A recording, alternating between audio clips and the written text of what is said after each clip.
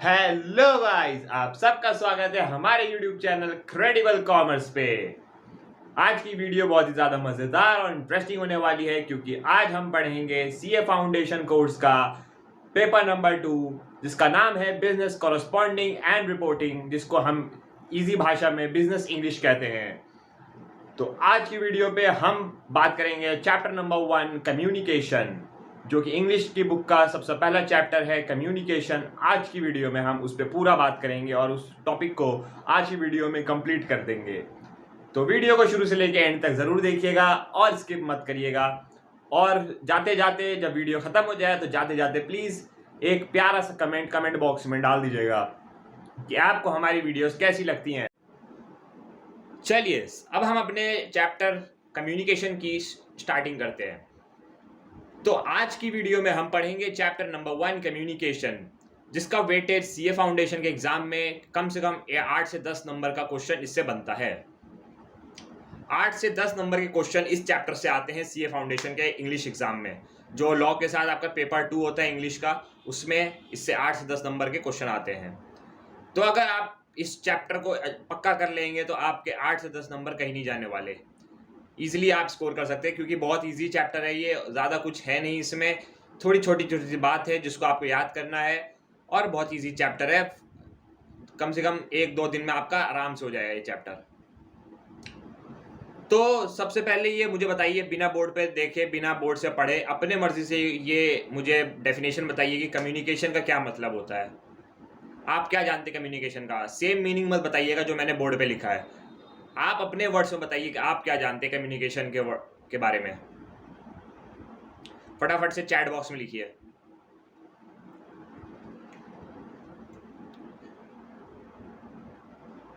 चलिए ध्यान दीजिए इधर। कम्युनिकेशन क्या होता है? किसी भी इंफॉर्मेशन को एक्सचेंज करना एक दूसरे से, या अपने आइडियाज़ को किसी और के साथ एक्सचेंज करना, या थॉट्स को या फीलिंग को या इमोशन को किसी के साथ एक्सचेंज करना थ्रू स्पीच, मतलब कुछ बोल के अपने आइडियाज़ को किसी और को बोल के एक्सप्रेस करना, बताना, एक्सचेंज करना, सिग्नल के ज़रिया उसको उस चीज़ों को एक्सचेंज करना, या राइटिंग के ज़रिया उसको एक्सचेंज करना, उस प्रोसेस को हम कम्युनिकेशन कहते हैं। मान लीजिए आपके सामने आपका फ्रेंड खड़ा है, आपने उसको बोला, आपके दिमाग में कुछ आइडियाज़ आए तो आपने उसको बोला, फिर उसने उस आइडियाज़ को सुन के उसने वापस आपको रिप्लाई बैक किया, तो उसको हम कहते हैं, उस प्रोसेस को हम कहते हैं कम्युनिकेशन।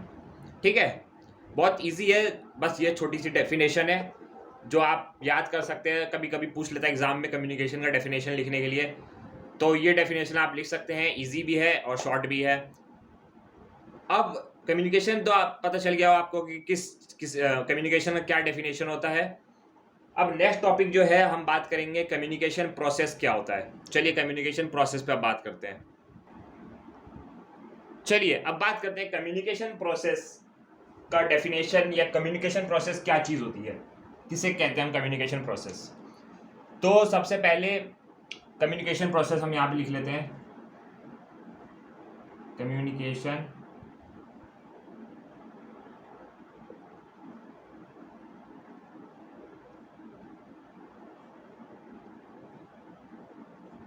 प्रोसेस। ठीक है, अब कम्युनिकेशन प्रोसेस में होता क्या है? सबसे पहले एक सेंडर जो है, जो पहला पर्सन है, जो सेंडर है, जो पहला पर्सन है, वो किसी मैसेज को, किसी चीज़ को इनकोड करता है। यानी कि वो किसी चीज़ को जो है दिमाग में सोचता है कि सामने वाले को हमें क्या बोलना है, तो उसको हम कहते हैं इनकोड करना, मैसेज को इनकोड करना। Sender encode a message. ठीक है, ये पहला स्टेप होता है जब सेंडर, जो आदमी किसी चीज़ को या किसी बात को जो बोलने वाला आदमी होता है, वो पहले अपने दिमाग में उस मैसेज को इनकोड करेगा, उसको बनाएगा कि सामने वाले को हमें क्या बोलना है, पहले सोचेगा कि क्या बोलना है उसको, तो उसी को हम कहते हैं इनकोड करना। पहले वो खुद इनकोड करेगा मैसेज को। ठीक है, उसके बाद जो सेकेंड स्टेप होता है वो होता है, सेकेंड स्टेप तो होता है अब वो ये सोचेगा कि किस चैनल क्या या किस मीडियम के जरिए वो मैसेज को सेंड करे जो उसने इनकोड किया है। चैनल मतलब राइटिंग करके करे, या लिख के भेजे, या फिर बोले मतलब स्पीक करके भेजे मैसेज को। ठीक है, चैनल या मीडियम किसके जरिए वो भेजता है, वो इसमें सेकंड स्टेप आता है। पहले तो सेंडर ने इनकोड किया मैसेज, उसके बाद चैनल या मीडियम उसने सोचा कि कैसे वो सामने वाले को बताए, लिख के बताए या बोल के बताए, कैसे बताए वो उसने सिलेक्ट कर लिया। ठीक है, उसके बाद थर्ड स्टेप जो इसमें आता है वो होता है, थर्ड स्टेप जो आता है, अब जो उसने चैनल के जरिए उसको बोल दिया, उसने बोला कि मैं तुम्हें बोल के उसने जो है सोचा कि मैं इसको बोल के ही मैसेज बता देता हूँ, जो मैंने इनकोड किया मैसेज मैं इसको बोल के बता देता हूँ। इसने बोल के उसको बता दिया। अब जो रिसीवर है जिसको मैसेज मिला, जो रिसीवर है, रिसीवर जो है वो अब उस मैसेज को डिकोड करेगा, यानी कि वो उसको समझेगा, उस मैसेज को वो अपने आप समझेगा कि क्या वो कह रहा है। तो उसको हम कहते हैं डिकोड करना। ठीक है, डिकोड द मैसेज। ठीक है, उसके बाद जो चौथा और लास्ट स्टेप आता है इस प्रोसेस में वो होता है, अब देखिए सेंडर ने क्या किया, सेंडर ने मैसेज को इनकोड किया। ठीक है, मैसेज सोचा, फिर उसको चैनल या मीडियम के जरिए उस तक पहुंचाया, दूसरे सामने वाले आदमी तक बोल के या लिख के उस तक पहुंचाया।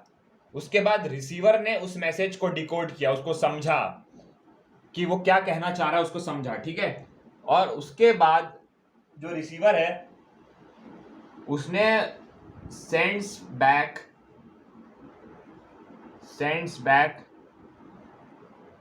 एप्रोप्रिएट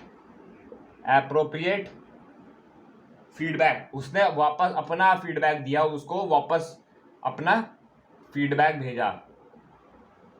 उसने पहले मैसेज को समझा, अब उसके दिमाग में उसके उस मैसेज से क्या फीडबैक आता है उसको वापस सेंडर के पास भेजा।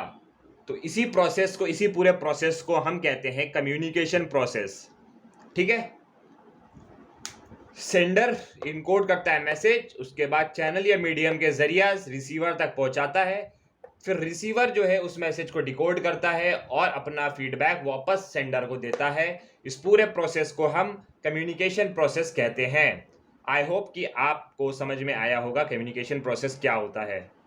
ठीक है, चलिए अब नेक्स्ट टॉपिक पे चलते हैं। चलिए, अभी तक हमने बात की कम्युनिकेशन का डेफिनेशन क्या होता है और कम्युनिकेशन प्रोसेस क्या होता है। अब जो थर्ड टॉपिक इसमें आ रहा है वो है कैटेगरीज ऑफ कम्युनिकेशन। कम्युनिकेशन के क्या क्या कैटेगरीज होते हैं और उसको हम किस बेसिस पे डिवाइड करते हैं कम्युनिकेशन की कैटेगरीज को, अब वो पढ़ते हैं। चलिए,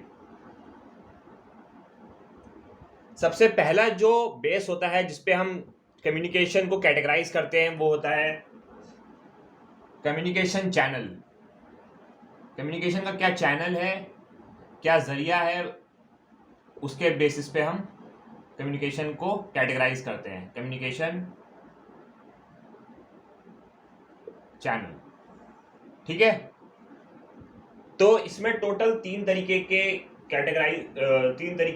जो है कम्युनिकेशन आते हैं। इसके अंदर तीन तरीके के कम्युनिकेशन आते हैं। पहला आता है वर्बल कम्युनिकेशन, दूसरा होता है नॉन वर्बल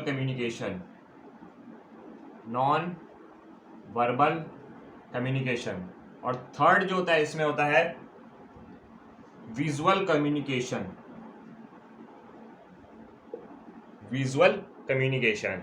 ठीक है,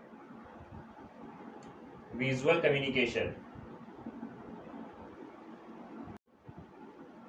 चलिए, अब सबसे पहले हम इसमें से बात करेंगे वर्बल कम्युनिकेशन क्या चीज होती है, वर्बल कम्युनिकेशन हम किसे कहते हैं। तो चलिए वर्बल कम्युनिकेशन के बारे में जानते हैं। मैं इसको रब कर देता हूँ कि जगह कम है यहाँ पे। चलिए, यहाँ पे मैं लिखता हूँ वर्बल कम्युनिकेशन। चलिए वर्बल कम्युनिकेशन के बारे में जानते हैं। वर्बल कम्युनिकेशन जो है वो वर्ड्स एंड लैंग्वेजेस का यूज करता है। उसमें जो है उस कम्युनिकेशन में वर्ड्स और लैंग्वेजेस का यूज होता है। किसी भी मैसेज को डिलीवर करने में वर्ड्स और लैंग्वेजेस यूज होते हैं। ठीक है, अगर हम डेफिनेशन लिखें तो इस तरीके से लिख हो सकता है इसका definition. It involves the use of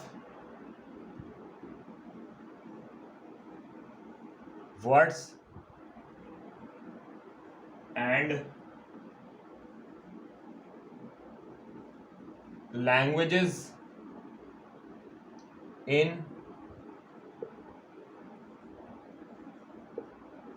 delivering the intended message। ठीक है, ये इसका डेफिनेशन है वर्बल कम्युनिकेशन का। It involves the use of words and languages in delivering the intended message. कोई भी इंटेंडेड मैसेज डिलीवर करने के लिए जो लैंग्वेज और वर्ड्स का यूज होता है वो इस कम्युनिकेशन में इन्वॉल्व होता है। ठीक है,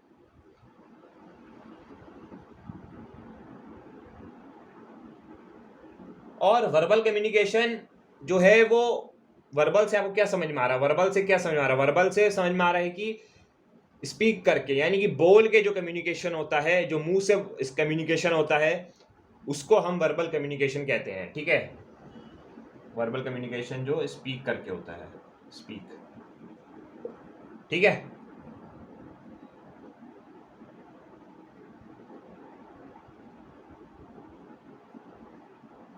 स्पोकन मीडियम होता है, स्पोकन या स्पीक, जो भी स्पोकन, यहाँ पे स्पोकन मीडियम ज़्यादा अच्छा लगेगा, स्पीक थोड़ा अच्छा लग रहा है।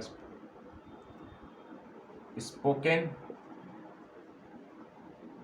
मीडियम ये मेन टर्म है जो वर्बल कम्युनिकेशन होता है। ठीक है, अब वर्बल कम्युनिकेशन जो है इसके अंदर भी दो तरीके के कम्युनिकेशन होते हैं। वर्बल कम्युनिकेशन के अंदर भी दो तरीके के कम्युनिकेशन होते हैं। पहला कम्युनिकेशन होता है रिटन कम्युनिकेशन, कि हम लिख के भी वर्बल कम्युनिकेशन कर सकते हैं। मतलब लिख के भी हम किसी को मैसेज भेज सकते हैं, रिटन फॉर्म में भी। मतलब हमने किसी पेपर पे जो हमें मैसेज भेजना था उसको लिख दिया और उसको सेंडर वो रिसीवर को भेज दिया। ठीक है, या और दूसरा जो होता है वो होता है ओरल कम्युनिकेशन। ओरल हम बोल के भी कर सकते हैं।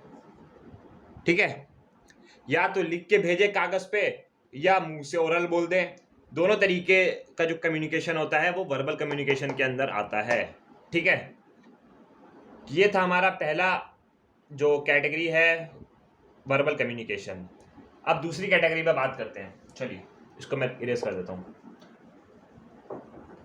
दूसरी कैटेगरी पे बात करेंगे अब। ठीक है, दूसरी कैटेगरी है हमारी non verbal communication. Non verbal communication. अब बात करते हैं नॉन वर्बल कम्युनिकेशन का क्या डेफिनेशन है।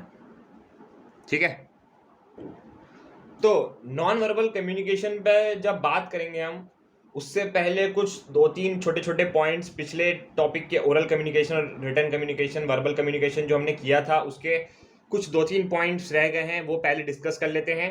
पहले मैं वो आपको समझा देता हूँ, उसके बाद हम वापस नॉन वर्बल कम्युनिकेशन पे आएंगे।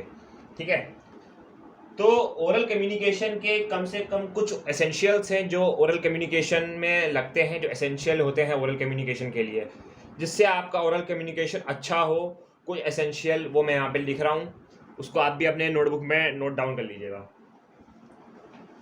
तो सबसे पहला एसेंशियल जो है वो होता है प्रोनाउंसिएशन। ओरल कम्युनिकेशन में सबसे पहला एसेंशियल होता है प्रोनाउंसिएशन।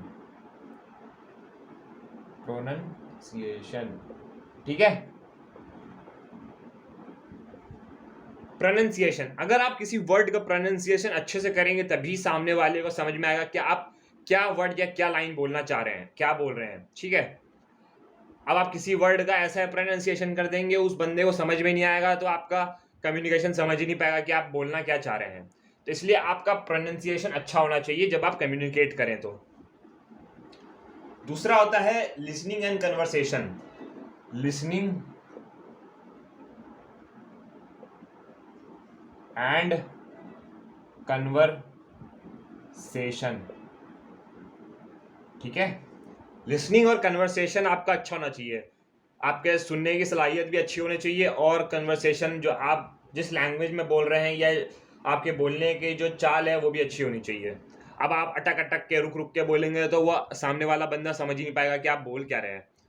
हकला के बोलेंगे या अटक अटक के बोलेंगे बीच में, तो उसको आधा समझ में आएगा, आधा समझ में नहीं आएगा। और लिसनिंग क्यों अच्छी होनी चाहिए? जब वो आपको कोई सेंटेंस बोले या कुछ बोले, आपको मैसेज भेजे, तो आप अच्छे से सुन पाओगे क्या क्या वर्ड्स उसने यूज़ किया है। अब आपने सुना नहीं, अच्छे से सुना नहीं, और आप उसका गलत मतलब निकाल लिए कि ये तो मुझे ऐसे बोल रहा है, वैसे बोल रहा है। आपने पहले अच्छे से सुनो कि वो बोल क्या रहा है, तब उसको जवाब दो, ठीक है। तो ये भी आपका इंपॉर्टेंट एसेंशियल है ओरल कम्युनिकेशन में, क्योंकि ओरल कम्युनिकेशन में हम मुंह से बोलते हैं और वो भी मुंह से बोलेगा, हम भी मुंह से बोलेंगे, दोनों, इसलिए उसी को हम ओरल कम्युनिकेशन बोलते हैं। तो पहला तो प्रोनाउंसिएशन अच्छा होना चाहिए, वर्ड्स जो आप यूज़ करेंगे उसको प्रोनाउंस अच्छा करें, उसको अच्छे से स्पीक करें। दूसरा, लिसनिंग और कन्वर्सेशन अच्छा होना चाहिए। तीसरा जो पॉइंट है वो है स्पोकन ग्रामर। ग्रामर आपका अच्छा होना चाहिए, जो ग्रामर बोलते हैं आप वो अच्छा होना चाहिए, ठीक है।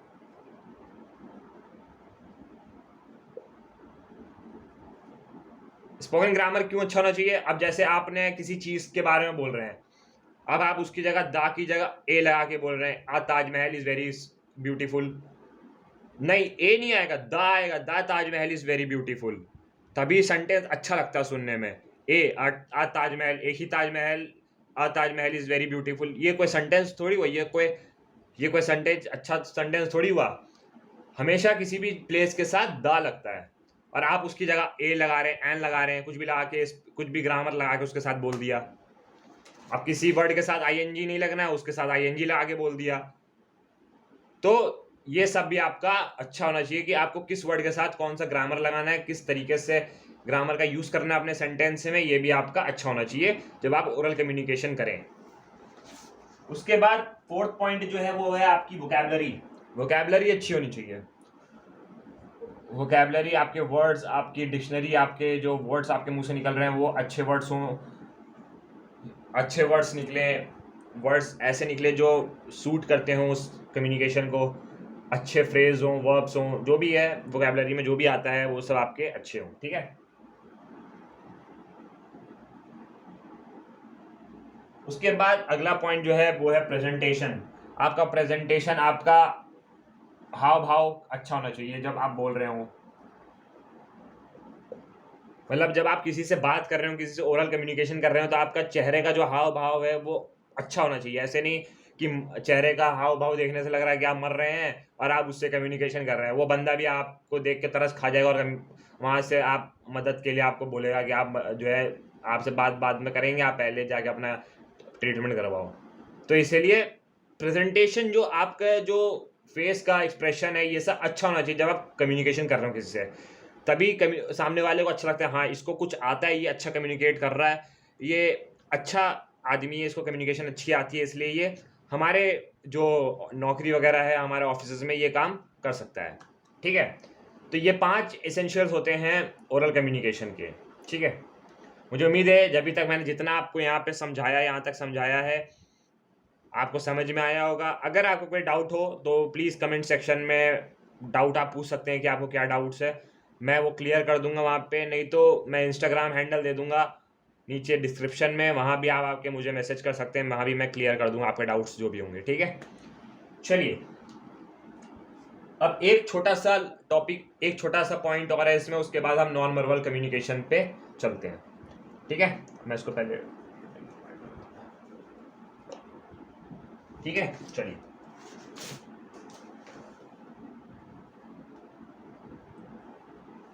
एक जो थे राइटर थे एड्रियन अंडरहिल, करके एक राइटर थे, फॉरेनर राइटर थे वो, एड्रियन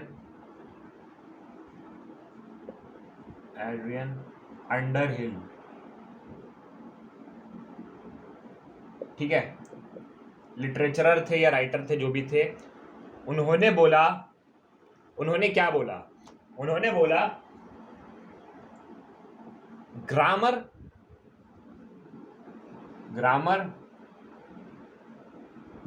विदाउट प्रोनाउंसिएशन, ग्रामर जो है बिना प्रोनाउंसिएशन के, without pronunciation is like food without taste।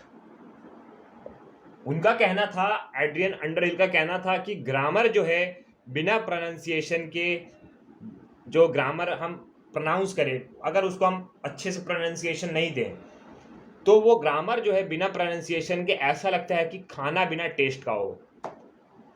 जो खाना बिना टेस्ट के बनता है, जो खाना खाने में हमें टेस्ट नहीं आता है, सेम उसी तरह ग्रामर बिना प्रोनाउंसिएशन बोलने पे, बिना प्रोनाउंसिएशन के साथ बोलने पर ग्रामर भी उसी तरह लगता है जिस तरीके से खाना बिना टेस्ट का होता है। ये एड्रियन अंडरहिल का कहना था, ठीक है। ये लाइन इंपॉर्टेंट है, ये आप कहीं पे नोट डाउन कर लीजिए। अच्छे लिटरेचर थे, अच्छे राइटर थे ये इंग्लिश के, उन्होंने ये बात कही, grammar without pronunciation is like food without taste, ठीक है।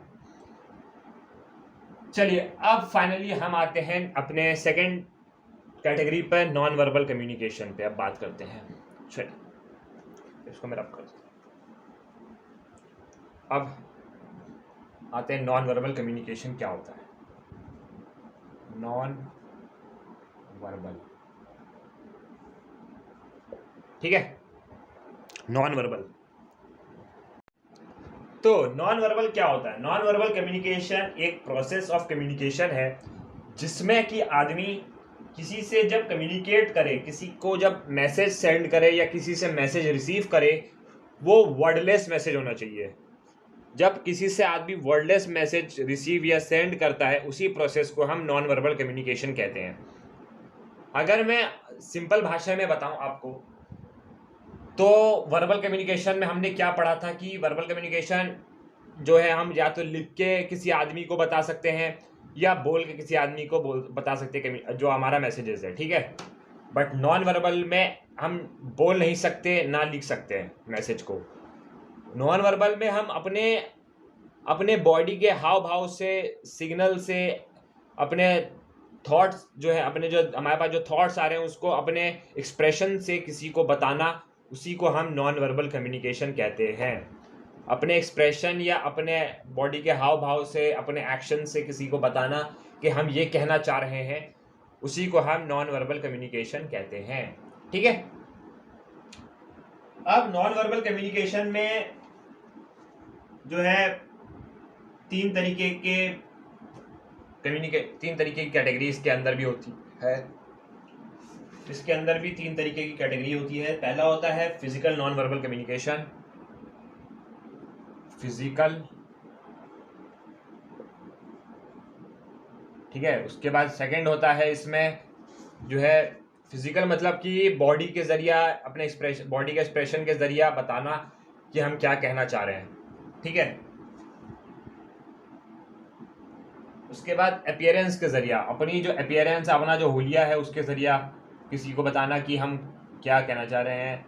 अब कोई मार खा के आया, कोई पिटाई खा के आया, उसकी हालत जो है एकदम मार खाई हुई हो रही है, एकदम कपड़ा फटा हुआ है, उसका सर सूजा हुआ है, मुंह फूला हुआ है, तो वो सामने वाले को क्या बता रहा है कि मैं पिट के आया हूँ, मैं मार खा के आया हूँ। उसका अपीयरेंस सामने वाले को क्या बताया कि ये बंदा किसी से मार खा के आया है। तो वही होता है कि अपीयरेंस के जरिया किसी को बताना, उसी को हम नॉन वर्बल कम्युनिकेशन कहते हैं, ठीक है। ठीक है, ये था नॉन वर्बल, और इससे पहले हमने पढ़ा वर्बल। अब तीसरा टॉपिक जो इसमें आता है, जो तीसरा कैटेगरी है, वो है विजुअल कम्युनिकेशन। अब बात करते हैं विजुअल कम्युनिकेशन क्या होता है। विजुअल कम्युनिकेशन पे बात करते हैं। विजुअल कम्युनिकेशन क्या होता है?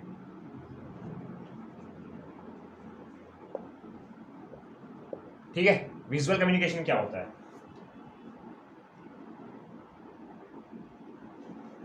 अब विजुअल कम्युनिकेशन क्या होता है कि ये एक इस तरीके का कम्युनिकेशन है जो कि किसी साइन को देख के पता लगाना, कोई साइन है, साइन के जरिया, या फिर विजुअल एड जो होता है, विजुअल एड जिनको होता है जो साइन के जरिया बताते हैं कि मैं क्या कहना चाह रहा हूँ, या टाइपोग्राफी के जरिया, ड्राइंग के जरिया, ग्राफिक डिज़ाइन के जरिया, कोई आदमी जैसे किसी का ड्राइंग बना दिया और उसके जरिया वो सामने वाले को बताना चाह रहा है कि मैं ये कहना चाह रहा हूँ इस ड्राइंग के जरिया, या कोई साइन उसको भेजा, कोई साइन उसको बताया कि उसको किसी साइन के जरिया जो है सामने वाला समझना चाह रहा है कि ये बंदा क्या कह रहा है इस साइन के जरिया, जो इसने ये साइन बनाया है ये इस साइन के जरिया क्या कहना चाह रहा है, या जो ड्राइंग बनाई है इस ड्राइंग के पीछे ये क्या कहना चाह रहा है, क्या मतलब है, क्यों ये ड्राइंग बना के इसने मुझे भेजी है, क्या कहना चाह रहा है। तो उसी को हम कहते हैं विजुअल कम्युनिकेशन।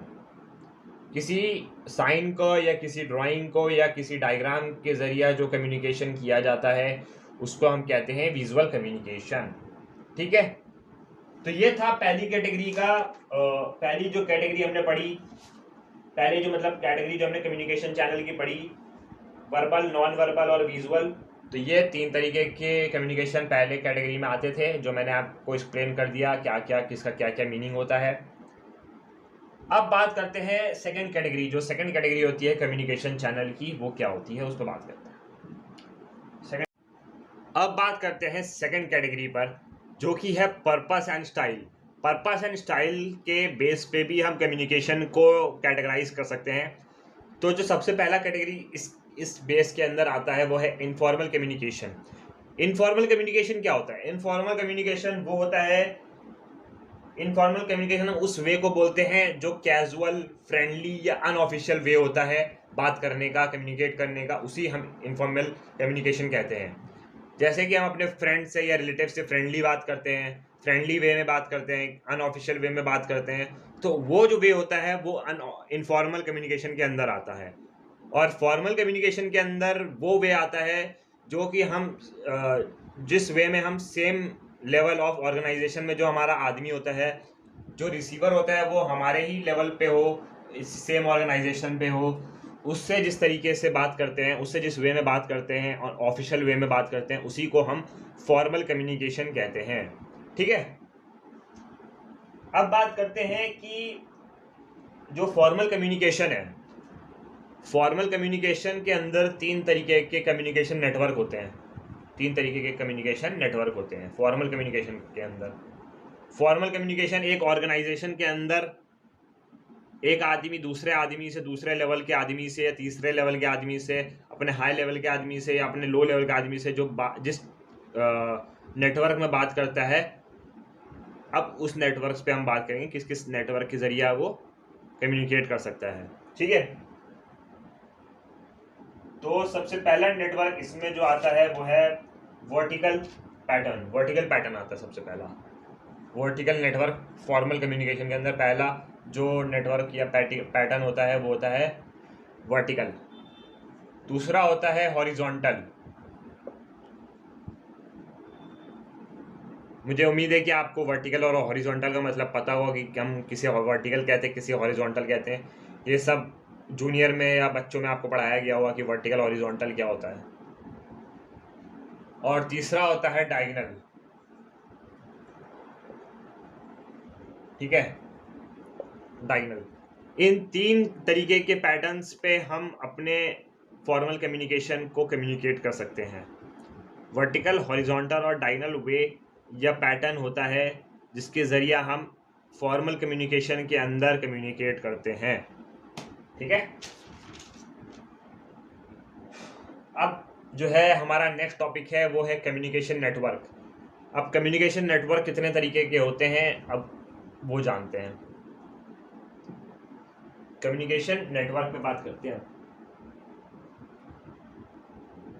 चलिए, पहले कितने नेटवर्क यूज होते हैं कम्युनिकेशन में उस पर बात करने से पहले मुझे ये बताइए कि कम्युनिकेशन नेटवर्क का क्या मीनिंग आपको समझ में आ रहा है, क्या मतलब निकलता है इससे, कम्युनिकेशन नेटवर्क का क्या डेफिनेशन है।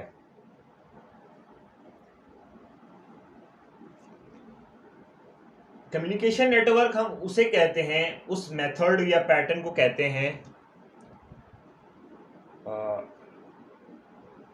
It refers to the method और पैटर्न, उस मेथड या उस पैटर्न यूज्ड बाय, जो कि इस्तेमाल होता है, यूज्ड बाय मेंबर्स, जो कि इस्तेमाल होता है मेंबर्स के ज़रिया ऑफ एन ऑर्गेनाइजेशन, एक ऑर्गेनाइजेशन के मेंबर्स के ज़रिया जो मेथड या पैटर्न यूज़ होता है कम्युनिकेट करने में, ऑफ एन ऑर्गेनाइजेशन,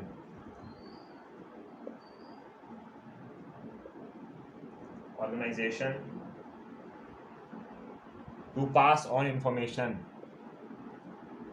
किसी इंफॉर्मेशन को पास ऑन करना, एक लेवल से दूसरे लेवल तक वो इंफॉर्मेशन पहुंचाना, ठीक है।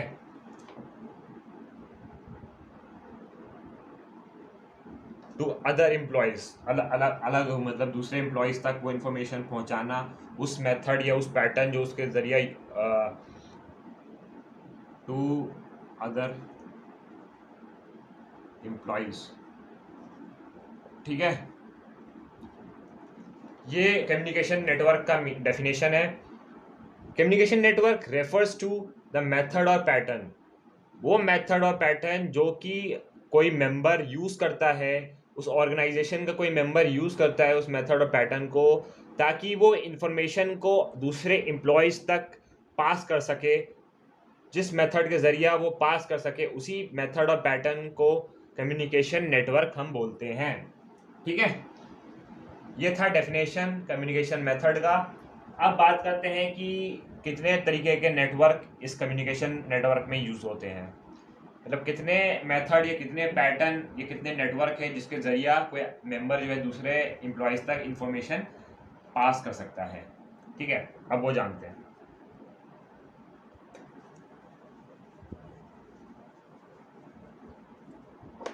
ठीक है। टोटल इसमें 5 नेटवर्क है, कम्युनिकेशन नेटवर्क में टोटल 5 नेटवर्क है जिसके ज़रिए मेंबर जो है दूसरे एम्प्लॉयज़ तक इंफॉर्मेशन पास कर सकता है। पहला जो नेटवर्क है वो है वर्टिकल नेटवर्क, वर्टिकल नेटवर्क, ठीक है। वर्टिकल नेटवर्क किस तरीके से होता है? वर्टिकल नेटवर्क होता है, वर्टिकल नेटवर्क फॉर्मल नेटवर्क में ही आता है, और वर्टिकल नेटवर्क होता है दो मेंबर्स के बीच, एक ही लेवल के 2 मेंबर्स के बीच में जो कम्युनिकेशन हो रही है उसको हम वर्टिकल नेटवर्क कहते हैं। जैसे कि सुपरवाइज़र है ये, ठीक है। इसने मैसेज इनकोड किया और भेजा सबऑर्डिनेट को, अपने सबऑर्डिनेट को मैसेज भेजा, और इस सबऑर्डिनेट ने उस मैसेज को डिकोड किया और वापस अपना फीडबैक सुपरवाइज़र को भेजा। इस नेटवर्क को हम वर्टिकल नेटवर्क कहते हैं, ठीक है। सेकेंड नेटवर्क जो है वो है सर्किट नेटवर्क। सर्किट नेटवर्क किस तरीके से बनता है अब वो जानते हैं। सर्किट नेटवर्क जो है वो कैसा नेटवर्क होता है, ठीक है। मान लो ये एक ए है, ठीक है, ये ए पर्सन है, इसने मैसेज भेजा,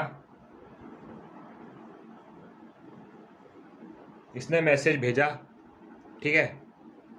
फिर उसने बी को वही मैसेज पहुंचाया, इसने किसी और को मैसेज दिया, वो लाके उसने बी को मैसेज दिया, फिर बी ने किसी और को बोला कि ये जो है ये ए को जाके बता दो, ये बात ए को बता दो जाके। तो बी ने जो फीडबैक दिया वो उस आदमी ने वापस ए को जाके बताया। तो ये जो नेटवर्क चल रहा है राउंड राउंड, इसी को हम कहते हैं सर्किट नेटवर्क। ए ने किसी आदमी को बोला कि ये मैसेज है, ये मैसेज बी तक पहुंचा दो जाके। तो पहले उसने इस आदमी को मैसेज बताया, फिर ये आदमी वो मैसेज लेके बी तक गया, फिर बी को बताया, फिर बी को जो रिप्लाई करना तो जो आंसर देना था, फिर वापस उसने इस आदमी को बताया, फिर ये आदमी वो रिप्लाई लेके ए तक गया और ए को बताया। तो ये जो पूरा प्रोसेस, जो पूरा नेटवर्क जो चल रहा है, इसी को हम कहते हैं सर्किट नेटवर्क। ठीक है। अब तीसरा नेटवर्क जो इसके अंदर आता है वो है, तीसरा नेटवर्क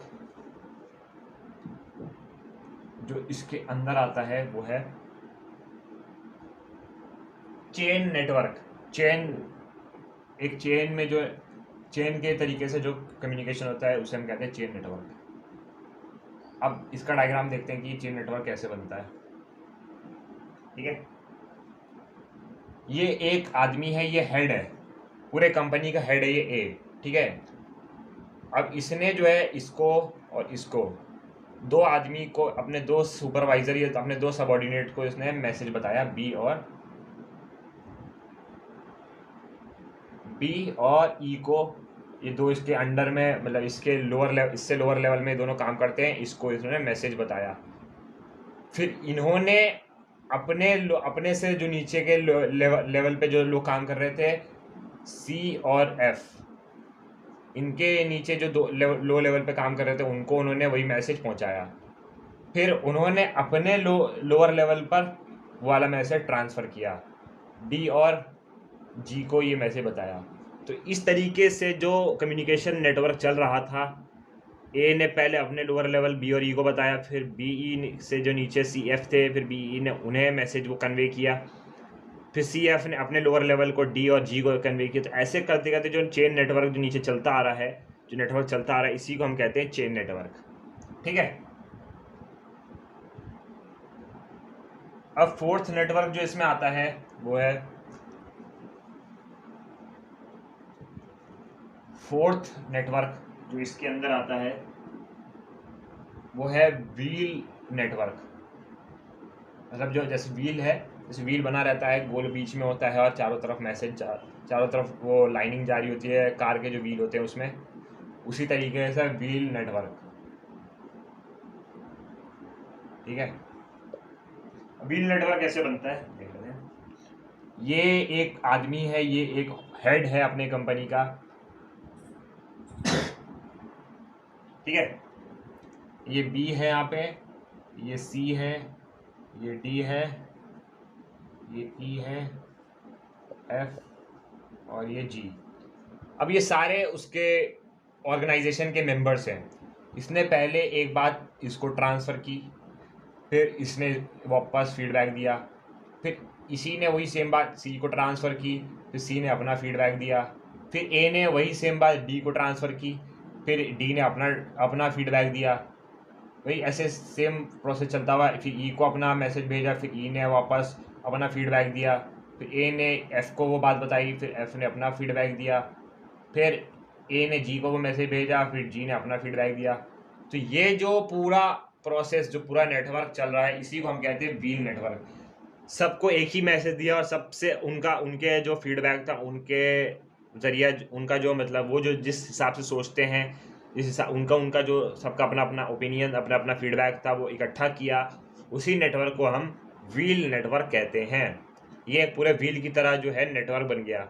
अगर हम इसको चारों तरफ से सर्कल करते तो ये एक गाड़ी का टायर बन जाएगा, व्हील बन जाएगा, और उस गाड़ी के टायर में भी बीच में ऐसे बना रहता है और चारों तरफ से ऐसे जो है रॉड्स जा रहे होते हैं।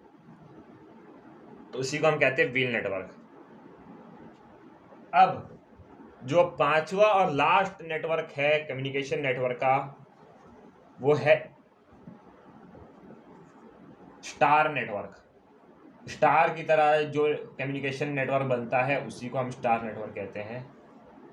अब डायग्राम देख लेते हैं इसका कि स्टार नेटवर्क कैसे बनता है। मान लो ये ए है, ठीक है, ये दूसरा पर्सन है बी, ये तीसरा पर्सन है सी, ये चौथा पर्सन है डी, और ये पांचवा पर्सन है ई। अब इनके बीच आपस में इन लोग को कम्युनिकेशन करना, ये पांचों एक ही ऑर्गेनाइजेशन के हैं, अब आपस में इनका कम्युनिकेशन हो रहा है। तो इनका कम्युनिकेशन होगा, पहले ये इसको मैसेज भेजेगा, ये वापस रिप्लाई करेगा इसको, ठीक है। उसके बाद सी बी को मैसेज भेजेगा, बी फिर सी का रिप्लाई करेगा, ठीक है। इसके बाद फिर डी सी को मैसेज करेगा, सी इसका रिप्लाई देगा। फिर ऐसे ही ये ई इसको मैसेज करेगा, डी इसका रिप्लाई करेगा। फिर ई ए को मैसेज भेजेगा, ए ई का रिप्लाई करेगा, ठीक है। फिर जो है फिर डी बी को मैसेज भेजेगा, फिर बी डी का रिप्लाई करेगा। ई सी को मैसेज भेजेगा, फिर सी ई का रिप्लाई करेगा। तो इस तरीके से जो नेटवर्क बनता है उसको हम स्टार नेटवर्क कहते हैं।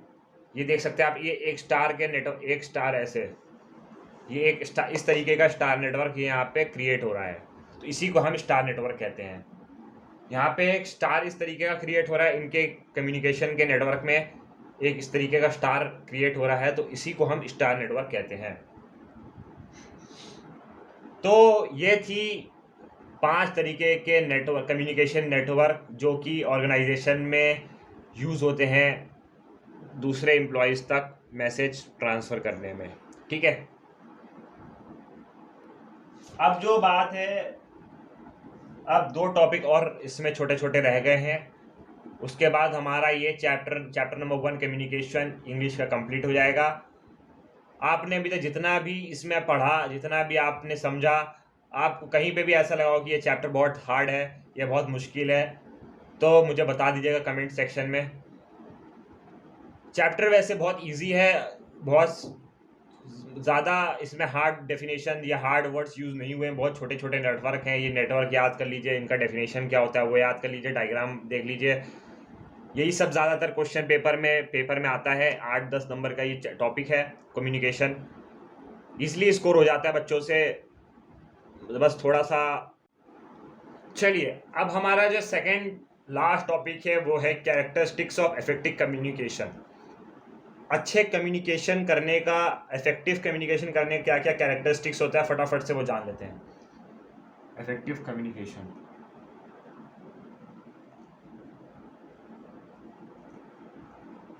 ठीक है। पहला जो कैरेक्टरिस्टिक्स इसके अंदर आता है क्लैरिटी। जो आप बात बोलते हैं उसमें क्लैरिटी होनी चाहिए, अच्छे से ऐसी क्लैरिटी होनी चाहिए कि आदमी दूसरे रिसीवर को समझ में आए कि आप क्या बोलना चाह रहे हैं। नंबर 2 होना चाहिए इसमें कॉन्साइजनेस, ठीक है, कॉन्साइजनेस। थर्ड जो कैरेक्टरिस्टिक है वो है कॉन्क्रीटनेस,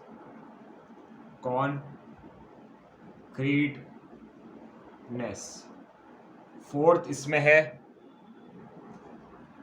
कोहेरेंस। फिफ्थ है इसमें कंप्लीटनेस।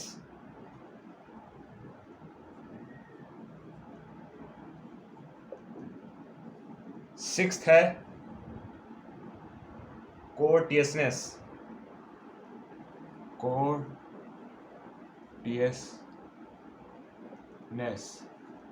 सेवेंथ है लिसनिंग।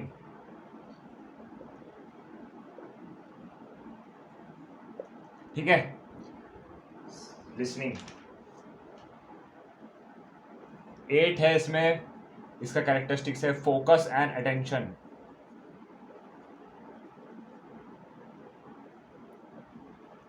और 9th एंड लास्ट कैरेक्टरिस्टिक्स जो है इसका है emotional awareness.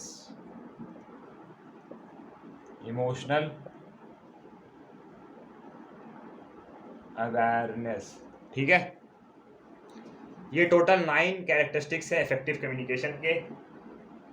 Clarity, conciseness, concreteness, coherence, completeness, courteousness, listening, focus and attention, emotional awareness. ठीक है, इसको आप अपने नोटबुक में नोट डाउन कर लीजिए, जो 9 कैरेक्टरिस्टिक्स मैंने यहाँ पे लिखवाए हैं। कभी कभी पेपर में पूछ सकता है ये, कैरेक्टरिस्टिक्स क्या होते हैं इफेक्टिव कम्युनिकेशन के, कौन कौन से होते हैं, तो ये सब पेपर में पूछ सकता है। तो आप इसको अपने नोटबुक में नोट डाउन कर लीजिए। अब हम लोग चलते हैं अपने लास्ट टॉपिक पे, जो कि है बहुत इम्पॉर्टेंट टॉपिक है इस पूरे चैप्टर का, जिससे 1 या 2 क्वेश्चन तो एग्ज़ाम में आना ही आना है, आना ही कन्फर्म है। मतलब चाहे डेफिनेशन पूछे उसमें से किसी का, या बताए कि ये इसका क्या मतलब होता है, या क्या टाइप्स ऑफ, कितने तरीके के बैरियर्स होते हैं, वो बताना है। अब बात करेंगे बैरियर्स इन कम्युनिकेशन। कम्युनिकेशन में कितने तरीके के बैरियर्स होते हैं।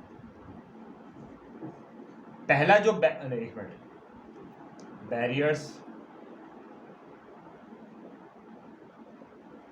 In communication.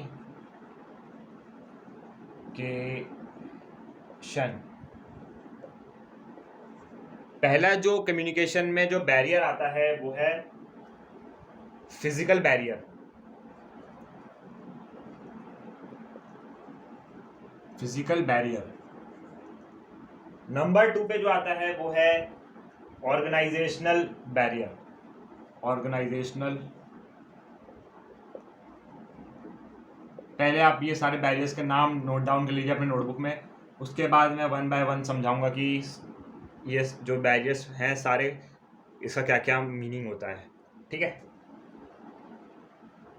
नंबर 3 पे है लैंग्वेज बैरियर।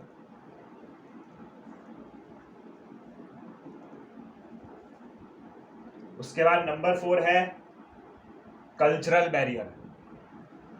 Cultural barrier. उसके बाद 5 पे है इमोशनल बैरियर। Emotional barrier. उसके बाद 6th नंबर पे है एटीट्यूड बैरियर। Attitude barrier. 7 पे है perception barrier. Perception barrier. 8 number पे है साइकोलॉजिकल बैरियर।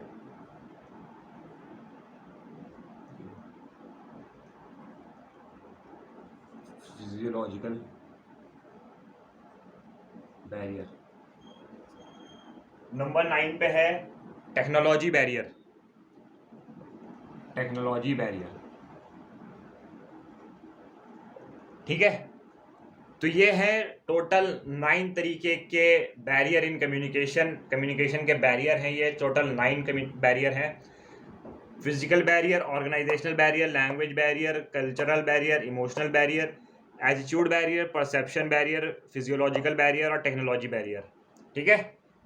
अब एक एक करके सबका डेफिनेशन समझते हैं और इस वीडियो को ओवर करते हैं। तो फिजिकल बैरियर क्या होता है। फिजिकल बैरियर, वो बैरियर मतलब क्या होता है। बैरियर मतलब होता है कम्युनिकेशन में प्रॉब्लम आना, किसी प्रॉब्लम के जरिए कम्युनिकेशन सही से नहीं हो पाना, उसी को हम बैरियर कहते हैं। तो टोटल 9 तरीके के बैरियर कम्युनिकेशन में आते हैं। सबसे पहला जो फिजिकल कम्युनिकेशन बैरियर है उसके बारे में हम जानते हैं। फिजिकल बैरियर में होता है कि हमारे जो सराउंडिंग्स के नॉइज होते हैं, हमारे आसपास की नॉइज़, हमारे आसपास की नॉइज़ जो है, जैसे गाड़ी का हॉर्न या जो भी बहुत तेज़ आवाज़ हो रही है, उसकी वजह से हम किसी से सही से कम्युनिकेट नहीं कर पा रहे हैं, या फिर टेक्निकल डिस्टर्बेंसेस है, या इक्विपमेंट है, डिस्टेंट लोकेशन है, हम बहुत दूर हैं तो हमारा नेटवर्क नहीं आ पा रहा है, तो हम सही से किसी से बात नहीं कर पा रहे हैं। वो सब दिक्कतें जो कम्युनिकेशन में आती हैं, किसी ट्रांसमिशन ऑफ मैसेज को ट्रांसमिट करने में जो ये सब दिक्कतें आती हैं, इसी को हम कहते हैं फिजिकल बैरियर। ठीक है। दूसरा है ऑर्गेनाइजेशनल बैरियर। ऑर्गेनाइजेशनल बैरियर में क्या होता है। ऑर्गेनाइजेशनल में बैरियर में ये होता है कि जो कमांड है, अब किसी ऊपर वाले ने किसी जो अपर लेवल का जो आदमी है उसने लोअर लेवल आदमी को कोई कमांड दिया।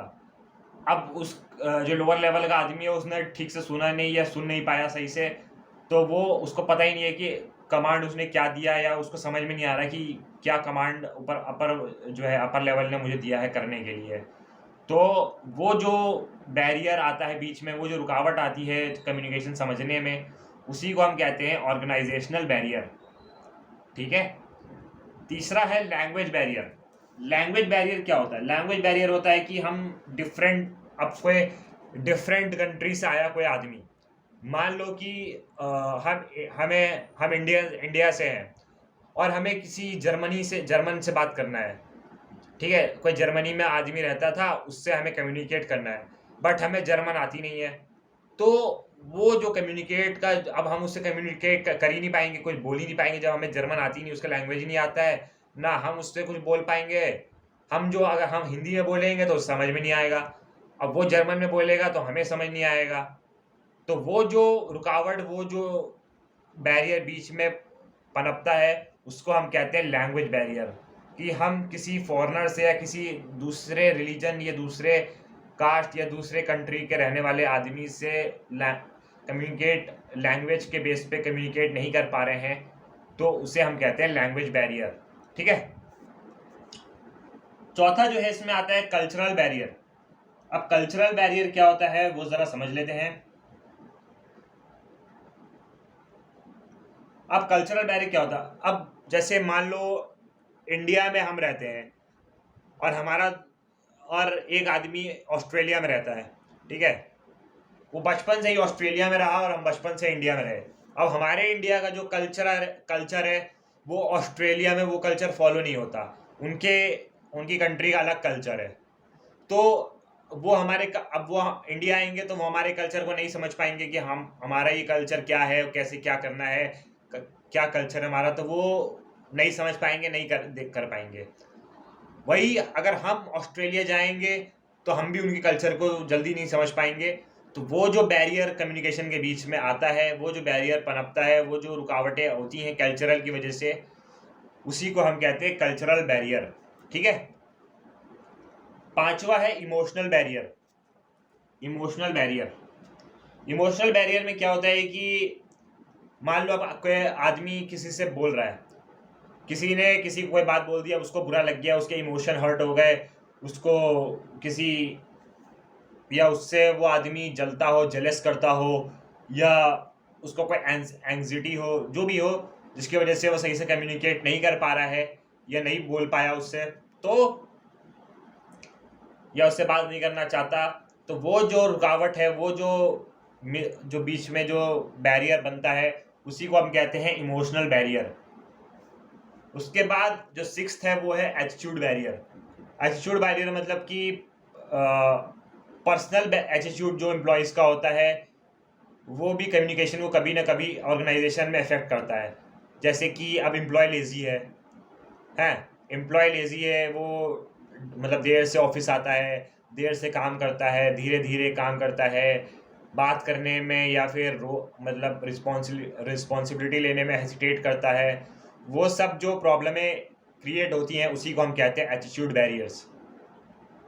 ठीक है। उसके बाद सातवां जो है वो है परसेप्शन बैरियर।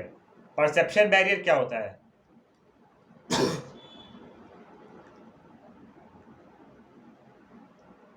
हम अब सब लोग जो भी अब हमारे आसपास जितने लोग हैं, सबका अलग अलग नज़रिया होता है दुनिया को देखने का, दुनिया को समझने का, चीज़ों को समझने का, चीज़ों को देखने का अलग अलग नज़रिया होता है। सब अपने नज़रिया से देखते हैं और अपने नज़रिए से अपना अपना कम्युनिकेशन, अपना अपना मैसेजेस पहुंचाते हैं। तो सबका अलग अलग नज़रिया होता है, तो जाहिर सी बात है कि किसी का भी नज़रिया एक दूसरे से मिलेगा नहीं, क्योंकि सबका डिफरेंट नज़रिया है। तो वही जो बैरियर होता है, उसी बैरियर को हम परसेप्शन बैरियर कहते हैं। कभी किसी से मिसकम्युनिकेशन हो गया या मिसअंडरस्टैंडिंग हो गई, अब उसका नज़रिया कुछ और है, उसने अपने नज़रिए के हिसाब से बात बोली, तुम्हें बुरा लग गया कि ये मेरे बारे में उल्टा सोच रहा है या ये उसको गलत बोल रहा है। भाई उसने अपने नज़रिए से देखा, तुम अपने नज़रिए से देख रहे हो उस बात को, तो वही जो लड़ाई है, वही जो मिसकम्युनिकेशन पैदा होता है, उसी को हम कहते हैं परसेप्शन बैरियर। उसके बाद आठवां जो बैरियर है इसमें है फिजियोलॉजिकल बैरियर।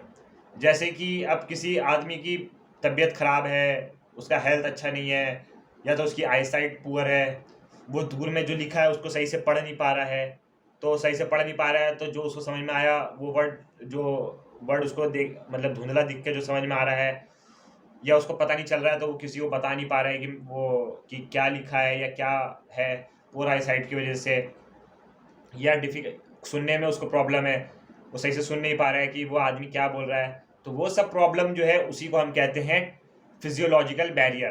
ठीक है, लास्ट जो है इसमें है टेक्नोलॉजी बैरियर। अब टेक्नोलॉजी बैरियर क्या होता है? टेक्नोलॉजी बैरियर जो होता है कि आजकल कम्युनिकेशन टेक्नोलॉजी जो है दिन ब दिन जो है अपग्रेड होती जा रही है, अच्छी होती जा रही है, न्यू फॉर्मेट होते जा रहे हैं। तो जो कम्युनिकेशन है, ईमेल का कम्युनिकेशन, सोशल अपडेट्स वगैरह जो है आजकल बहुत वो हो रहे हैं। तो आदमी मैसेज भेजता है या कुछ कम्युनिकेट करना चाहता है तो किसी के पास अपडेट हो गया मैसेज कुछ और तरीके से चला जाए, या फिर वो सही से टेक्नोलॉजी यूज़ ना कर पा रहा हो, बार बार आवाज़ें कट रही हो, उसकी मिसकम्युनिकेशन हो पा रहा हो, तो वो सब जो बैरियर्स आते हैं उसको हम कहते हैं टेक्नोलॉजी बैरियर्स। ठीक है, तो ये था हमारा last topic, barrier in communication. और अब हमारा चैप्टर नंबर 1 कम्युनिकेशन जो है यहीं पर फिनिश होता है, एंड होता है। मुझे उम्मीद है कि आपको जो भी मैंने पूरे चैप्टर में पढ़ाया जो है सारा अच्छे से समझ में आया होगा। अगर कोई पॉइंट या कोई बात समझ में नहीं आई हो तो आप मुझसे पूछ सकते हैं। मैं अपना इंस्टा हैंडल या फिर जो भी है या चैट बॉक्स में जहाँ भी आपको सूटेबल हो वहाँ आप मुझसे पूछ लीजिएगा, मैं आपको जो है फिर दोबारा समझा दूंगा। ठीक है, तो चलिए इसी के साथ अपनी वीडियो को यहीं पे एंड करते हैं। अगर आपको वीडियो पसंद आई हो और मेरा टीचिंग पसंद आया हो तो प्लीज़ इस वीडियो के लिए एक लाइक तो ज़रूर कर दीजिएगा। मेरे टीचिंग मेथड पे जिस तरीके से मैंने पढ़ाया है, अगर वो आपको पसंद आया हो तो एक लाइक का बटन ज़रूर मेरे मेहनत के लिए दबा दीजिएगा, और अपना प्यारा सा कमेंट मेरे टीचिंग पे मैंने कैसा पढ़ाया उस पर ज़रूर कमेंट कर दीजिए कमेंट बॉक्स में। ठीक है, तो मिलते हैं किसी नेक्स्ट वीडियो में नए टॉपिक के साथ। तब तक के लिए keep studying and work hard. Thank you.